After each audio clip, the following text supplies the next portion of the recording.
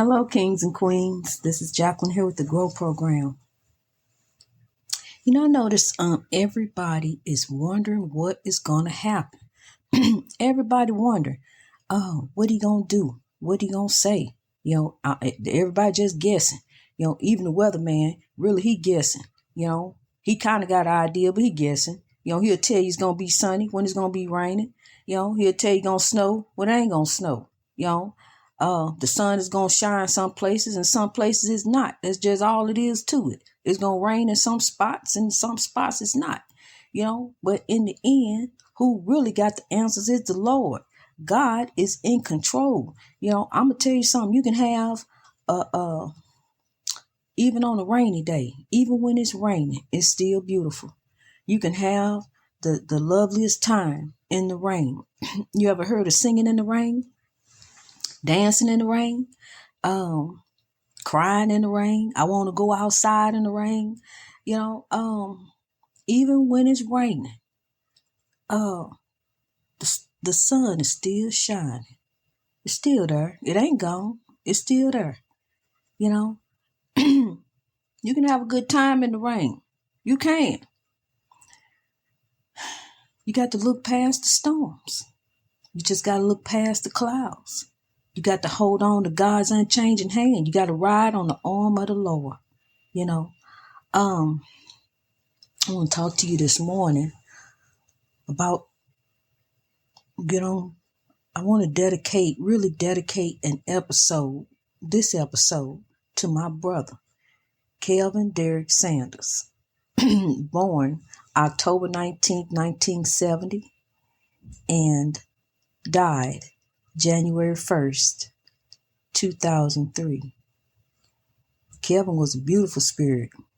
He really was. Kelvin was the type of person to give you his shirt off his back. And I told him that one day. He turned it back on me in a joke. I said, Kelvin, because he gave me a real beautiful suitcase, rolling suitcase. This one of these things, I think these at first came out. Very nice. And I was glad to get it. And I said, Kelvin, you the type of person to get somebody the shirt off your back. And he said, and you the type of person to take it. He was a wonderful person.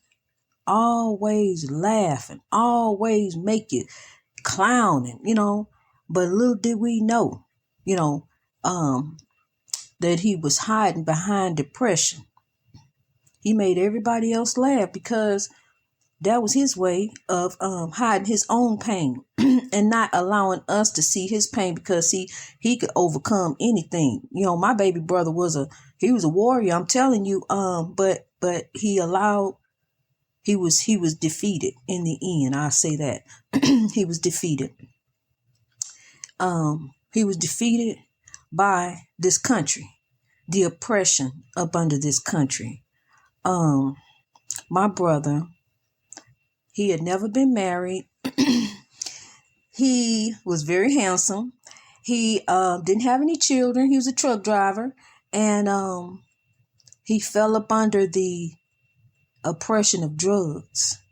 And he, at that time, 18 years ago, I guess he felt that he didn't see any light. I didn't know anything about drugs at the time. I knew about them like that, but I didn't know the grips that it have you in. I really didn't. And he had at the time a brand new, like, Chrysler Concorde, and this thing was nice. He wouldn't even let you eat in there, and you had to sit right in there. You couldn't even look crazy in there. He was funny, real funny about that car. And until one day I saw somebody driving it, and who shouldn't have been driving it. Me and my mother noticed it, and he was very funny about that car. And he fell. I'm telling you, he fell up under the oppression of this country, which in turn caused him to fall into depression. Excuse me. Depression is caused by oppression, which is caused by this country. Who do you think pushed the drugs into the country? So my brother fell up under the oppression of crack cocaine. And when he felt he couldn't defeat it, he took his life. He shot himself on New Year's Eve, January 2000. That was December 31st of 2002, and he was pulled off life support January 1st, 2003. And now I know. I know why on the way back home when I was driving at 2 o'clock in the morning. Now I know why. I heard his voice say, "I'm all right, big sis." That was the time that they pulled him off life support at 2 o'clock in the morning. I didn't have the radio on, and my kids in the back were asleep, and I was alone in the car besides them. And I heard his voice just as clear as day say, "I'm all right, big sis. I'm coming out of town, trying to make it there before," because they say he was on life support. And days later, I was heading back to go get my things because I had decided I was going to just come and stay back in Illinois. I was going to stay here. And I don't know how I made it. I don't know how I got there. To this day, I don't remember driving there. I was on the highway heading back to Florida. And next thing I know, I'm at the cemetery. Now, there's a winding road to this cemetery. It's uphill, you back road, you got to get. And there I was at the cemetery. So, I told you about that the other day. So, and his spirit left that day at the cemetery. And the spirits are not resting. The spirits are not resting as Christianity teaches. If the good spirits are up doing, the evil spirits are up doing. He was very, very special. He was. But now I'm comforted because I know that my brother, I asked, why did my brother have to die? Why did my brother die, during this journey? And I was told that my brother was a rebel. However, he's not a tormented soul because he's a victim of oppression of this country. So, he oppressed himself. He didn't oppress anyone else.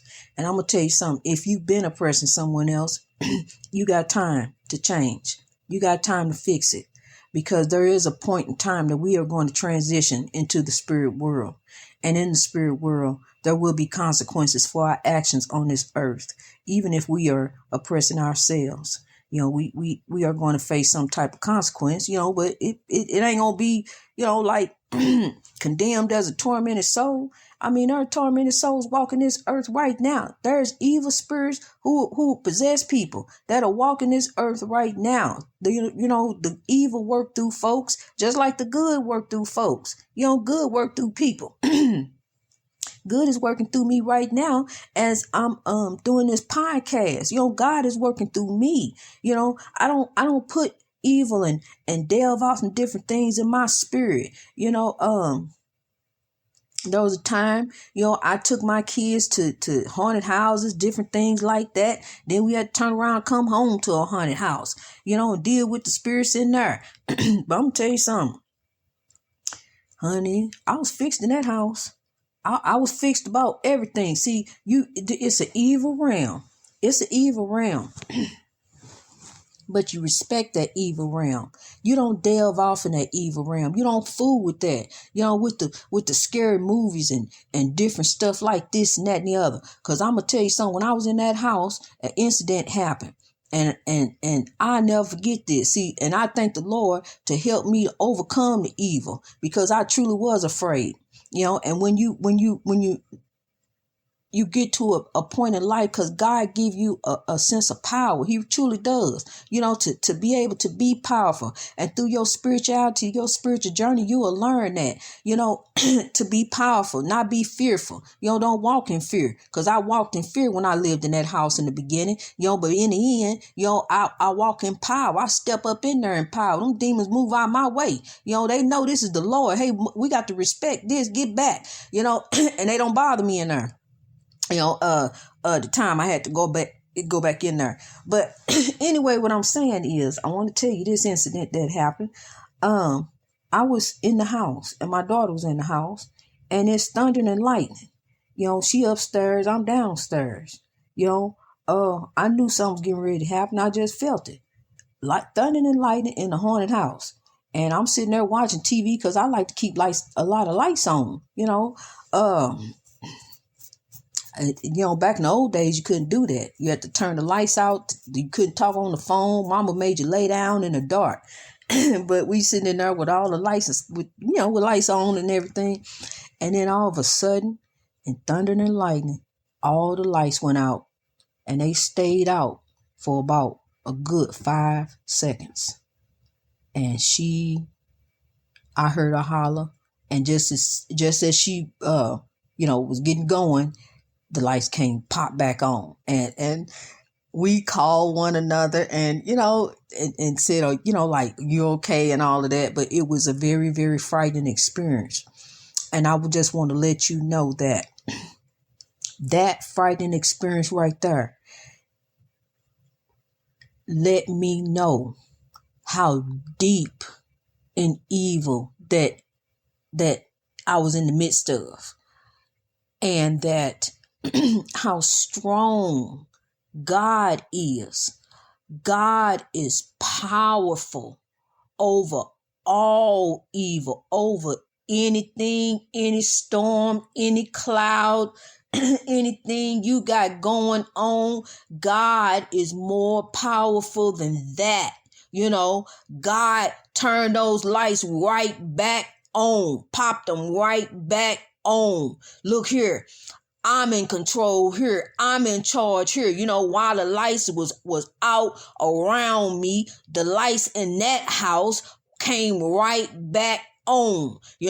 Hey, look, I'm working in here. You ain't got no control in here, evil. So see, that's what we got to do, people. We got to allow God to be in control. Don't walk in fear, walk in power. God gives you a sense of power, not of fear. So walk in that, people. Claim that. Walk in that royalty. Don't be afraid of anything. I'm gonna tell you something. Don't be afraid of nothing. Anything. And walk in that power. I'm telling you, walk in that power. It's really true. God does give us a sense of power. He does. A sense of strength. And nothing, no pain, no suffering, because you're going to fight to the end.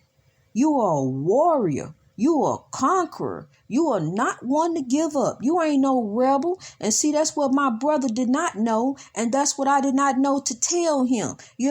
I wish I had, but things happen for a reason. So I'm here to tell you not to give up the battle, and not to keep on fighting, to keep on going, to keep on moving, to keep on rising, to keep on growing, because it's in you. That power is in you already. All you got to do is grab hold and pull up and rise. Come on with me. We growing. Hold on to God's unchanging hand. Grab hold. Let's go. Come on. We growing, people. Greatness reached over oppression through wisdom all over the world. God bless you. I love you. No one is superior over you. Walk in royalty, people.